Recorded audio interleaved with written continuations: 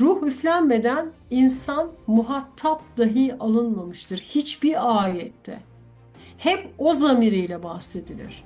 Ne zaman ki idrak ve düşünme yetisi verilmiş, Kur'an o zaman insanı muhatap oluyor. Ruh üfürme insana akıl, idrak yeteneği verilmesinin sembolik bir ifadesidir.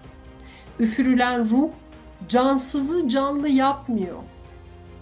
Canlı varlığı düşünen, idrak eden, temyiz eden, vicdan ve basiret sahibi bir varlık yapıyor. Çünkü insandan Adem önce, yani Homo sapiens öncesi insan yeryüzünde var. Kur'an onları anlatıyor zaten.